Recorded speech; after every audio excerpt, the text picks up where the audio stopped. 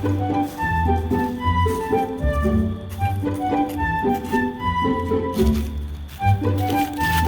right there, you heathen! Alright, I guess we're doing this today. I am a house that's also a monster! A house monster, if you will! Hold up. Is this gonna be one of those things where you give me a game to play, and then you threaten to kill me if I don't? Because I've done this bit before. Everyone has. So, just cut the crap and give it here. I guess this routine is a bit cliched. Alright, here you go. Sneezing sound! Okay, I wasn't expecting that.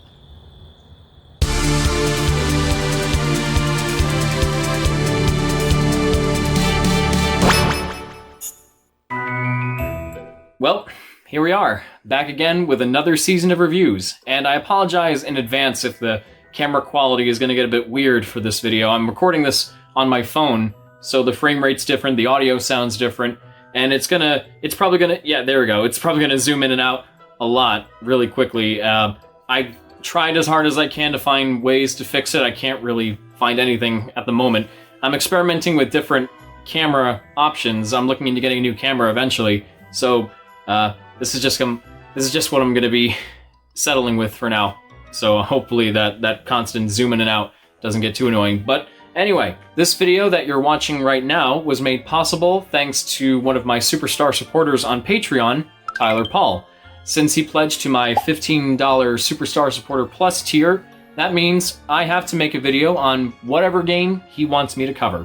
So because of our good friend Tyler, today we're going to be playing a game based on the 2006 animated classic Monster House. Now I'm going to be honest with you guys, I've never actually seen this movie. I remember seeing trailers and commercials for it when it was just coming out, and I know that Robert Zemeckis and Steven Spielberg were involved in it, probably in the same way James Cameron was involved in the new Terminator movie. What? No, he is a producer. We're not just using his name to boost ticket sales. Yeah, I can totally see him saying yes to killing John Connor, which completely negates the entirety of Terminator 2. I'm completely going off track here. But all these years, I've never actually taken the time to track this movie down and watch it. I'm sure it's completely harmless, but from the clips I've seen, I've got a feeling I'm not really missing much. This puts me in a very interesting position. Because I'm not overly familiar with the movie, and since my house isn't actually forcing me to play this game after inexplicably coming to life, at least not this time, my expectations are neither high or low. Now some of you are probably going to tell me, well, you should have seen the movie before you played the game, and to that I say, does it really matter? I mean, sure, we expect licensed games to follow the source material as closely as possible, but this is still a video game, and people should be allowed to enjoy it whether or not they're familiar with the property it's based on. I've yet to see a single episode of the original DuckTales, but I still think the game is great. A rare case of me actually agreeing with my cringy younger self. So, at the very least, I'm hoping that Monster House can have the same impact on me. Shouldn't be too bad, right? I mean, this game was developed by Artificial Mind and Movement, the same studio behind Ed, Edd and Eddy, the Miss Adventures. If that's anything to go by, this company must be capable of making some half-decent licensed games. Hell, they even made Bugs Bunny Lost in Time on the PlayStation under the Behavior Interactive moniker. So we know they've got some good stuff under their belt. What's that? I should stop acting like I haven't played the game yet since people are watching this video right now, indicating that I already have? And I'm not actually talking to anyone right now, I'm just hearing the voices again?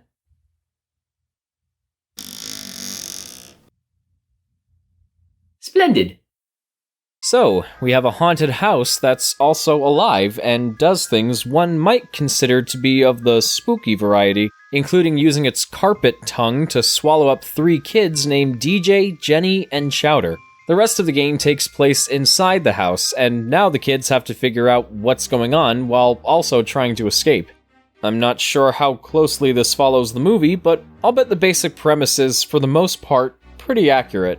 One thing I've noticed with games based on licensed properties is how some of them would try to emulate other popular games. Chicken Run played like Metal Gear Solid, Lilo and Stitch played like Crash Bandicoot, and let's face it, Spider-Man 2 was just a blatant Microsoft pizza delivery simulator ripoff.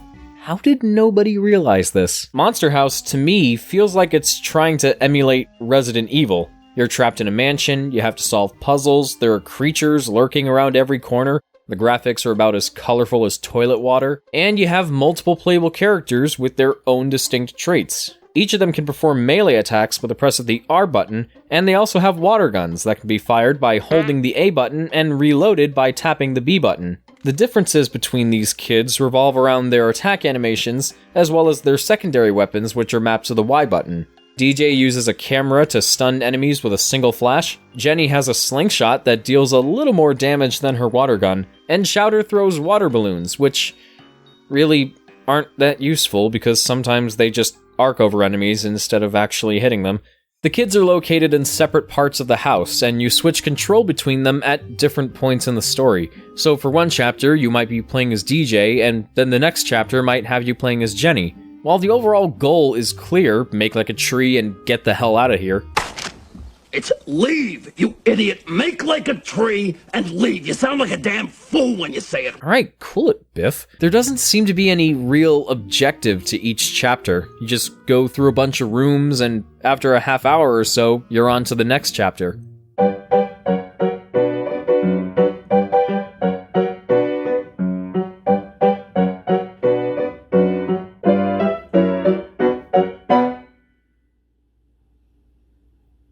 So what exactly do you do in this game? Well, there's some puzzle solving, which I hinted at earlier, but it's usually no more complicated than the basic move this thing over here or backtrack to another room to get something that goes there kind of stuff. You also have things to collect, like ammo for your weapons, items needed for progression, cans of soda to refill your health, cymbal-playing monkeys to give you nightmares, and even arcade tokens that can be used to play this little bonus game called Thou Art Dead. It's nothing special, but it's surprisingly pretty fun. It's kinda like Ghosts and Goblins, only it's actually good. Back to the main game, the kids can also find upgrades for their water guns, like a rapid-fire shot and one that lets you shoot continuous streams of water. Some puzzles can be solved with the water guns, but they're mainly used to attack enemies. Not only is the house alive, but so is everything within it, meaning the bad guys you'll be going up against range from killer chairs to flying books. And walking through these searchlights will cause even more enemies to come after you. This is where I noticed something wasn't quite right with the game, because in one section, I think I stepped into a searchlight so much that enemies just stopped appearing after a while. I tried this again in a later section as Jenny to see if this was consistent throughout the whole thing, but enemies kept coming the more I walked into the light. So that one time where they just stopped showing up was either a glitch, or maybe Henry Stickmin came in and distracted them off screen. That wasn't the only weird thing I ran into while playing this game. At first I tried recording it through Dolphin to get higher quality footage, but then the game would stop working after I cleared the first part of Chapter 2. I'm not sure if this was an anti-piracy thing or if there was something wrong with the ISO, but I ended up getting a physical copy anyway. That has nothing to do with anything, but I just really wanted to bring it up because I thought it was kind of funny and I figured this would be the best time to mention it. In the beginning, my experience with Monster House was perfectly average at best and middle of the road at worst. But as I went farther down the rabbit hole, I didn't just start finding cracks, I found tears in the fabric of reality. About that Resident Evil comparison I made a while back, it also applies to the controls. The characters move like tanks, so holding up and down on the analog stick moves them forward and backward, and holding left and right makes them turn around in circles. Now, this kind of setup works for a slower, more atmospheric game like Resident Evil, but here it just feels clunky and lacks fluidity. The characters also move really slowly, and in combat, this can lead to a bunch of problems. Spraying enemies with your water gun and then switching to your secondary weapon or melee attacks feels like it takes forever, and in places where bad guys are coming at you from all sides, it doesn't always give you enough time to react. You can lock onto enemies by facing them and pressing the X button, but if you want to switch targets, you have to press it again to stop locking on, move to face another enemy, and press the button one more time to lock onto them. Having the camera be stuck behind you doesn't help a whole lot. It's not like I can move it all that much. And being able to turn in a 180-degree direction with the Z button isn't too reliable either. though honestly, I kinda forgot I could do that, so that's a dumb move on my part. The targeting system works a lot like a 3D Zelda game, actually, but in those games, not only does your character move a lot faster, getting swarmed by hordes of enemies is less cumbersome because you have what that jaguar from Creature Comforts wanted. Space! That's right, you have a lot of wide, open Space! You thought I wasn't going to use that clip, did you? Monster House is much more boxed in and claustrophobic, and when it comes to these kind of horror-centric games, it can really work because you want the player to feel a bit helpless. You want them to feel a bit uneasy. But you can't just throw them into a den full of lions on speed, and then have pipes randomly come up from the floor to block all the exits. Yeah, there's a lot of moments where you think you might be able to go through one door and reach another area, but then it gets blocked off by these pipes. Some might call it a lazy way to cut back on exploration. I say, yeah, kinda. Later on, if you ever get stuck at all, DJ can use a walkie-talkie to call someone named Skull, who's supposed to give you hints on how to progress, but I rarely ever have a clue what he's talking about. Hush, the warrior's resting. What does that even mean? And why does he look like a potato mutating into Adam from YMS? Yes. The main quest can drag and get a little repetitive, so you'd hope there would be ways of straying off the path even for just a second, but at times, it feels as if the game is trying to fight back. There are even quick time events for absolutely no reason. Anything you want to do, the game won't let you do it. Anything you don't want to do, the game makes you do it. This is ridiculous. I just want to get through. See? Even the kids are getting tired of this. Ugh, this is really frustrating. Why does every passage have to be blocked? The characters in the game are reviewing it for me. Never underestimate the chubby sidekick. I don't know what's up with Chowder, though. I think he's got some self-esteem issues he needs to work on. Actually, does this game have a vendetta against him or something? In the first hour and 30 minutes of my playthrough, I'd been switching between DJ and Jenny for maybe 3 or 4 sections each, and Chowder only had one to himself. Then, when I finally got back to playing as him, it started to dawn on me. Maybe there's a reason he doesn't get as much attention as the other two. I'm convinced that the dev team were doing us a favor, because Chowder sucks. Not the Cartoon Network show. That was awesome. Can't believe it took me this long to make that reference. The characters already move slowly enough, but in the time it takes Chowder to climb up things and move boxes around, we would have already had a Symbionic Titan revival air 2 full seasons on Adult Swim by now.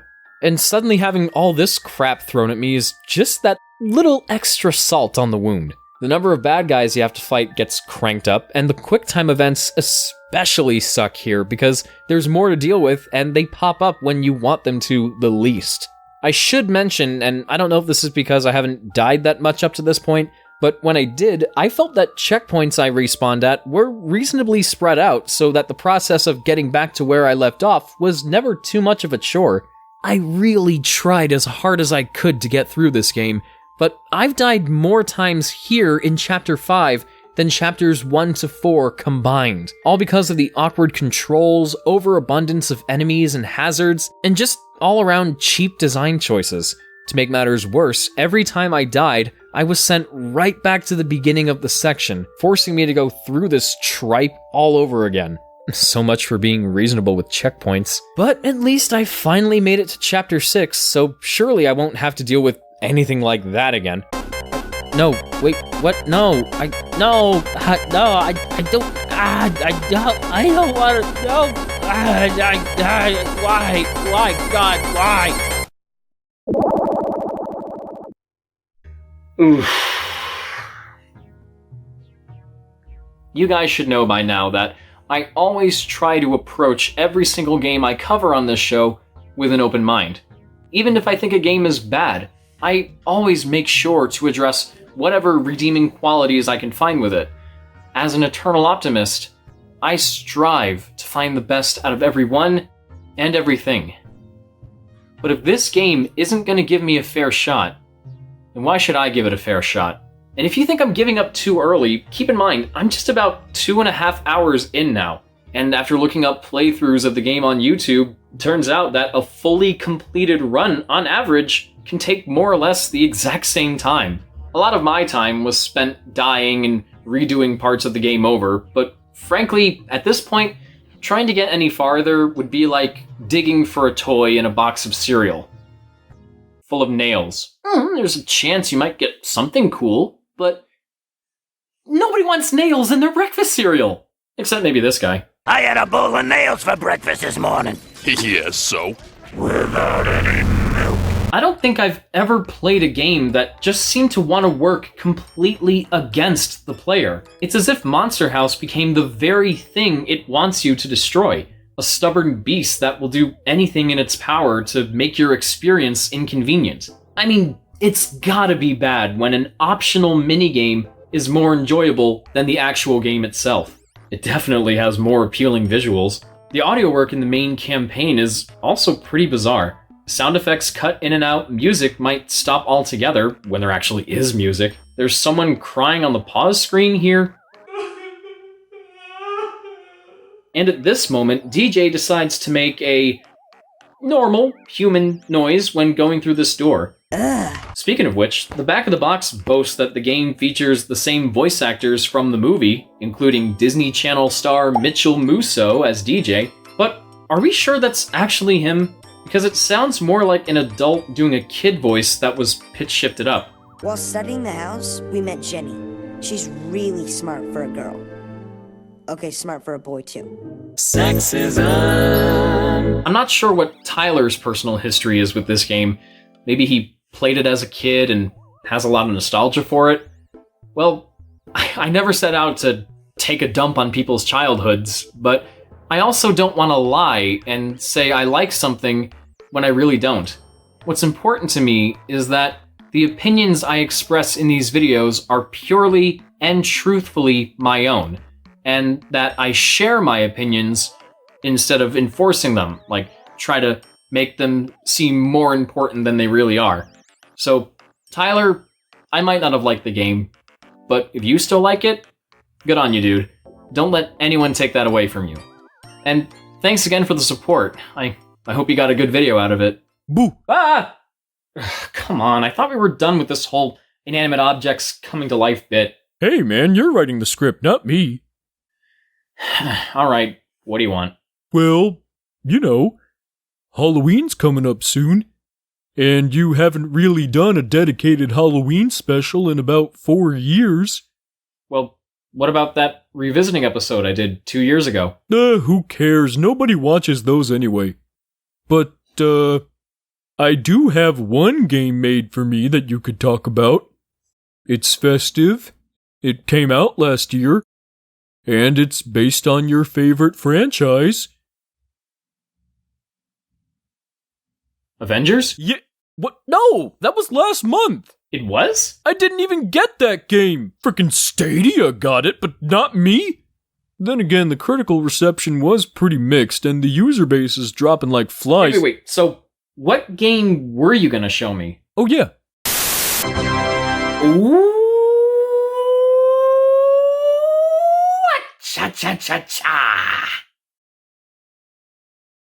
Although, thanks for watching everybody, and a very special thank you to my superstar supporters for this month, Henry Newman, Rachel Rodriguez, Jake Winans, and Tyler Paul, who is responsible for the video that you just watched. If you'd like to support me as well, then please consider pledging to my Patreon page or become a sponsor by clicking the join button if you're watching this on YouTube. I don't know if this will be up on Vlare, because honestly, I don't know what's going on with Vlare right now. It used to be a thing. I don't know if it's still a thing, because last time I checked it was kind of not, but anyway, the stuff I just told you about, it's all totally optional, but if you would like to support the channel in any way, it would definitely mean a lot to me if you did.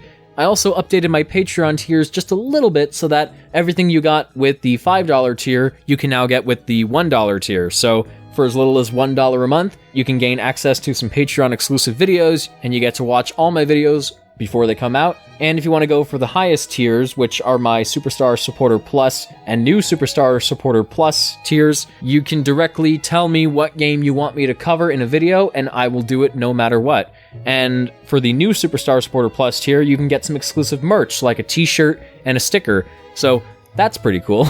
But of course, I also have some other merchandise available on my Teespring page. You can see some of the stuff at the bottom of the video, and I'll have some more available in the future. I don't know exactly what I'm gonna do, but yeah, that's that. It's great to be back. I hope that the quality of my videos will improve with time. I'm trying some new things.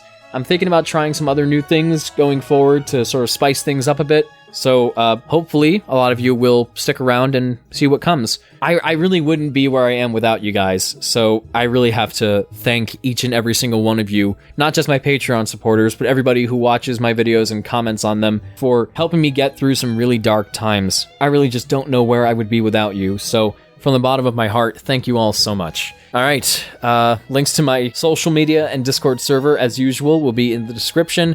And if you want to stay updated on my future uploads, be sure to click that bell icon. Thanks again for watching, and with that said, this is Mark bidding you all a smashing farewell. Take care.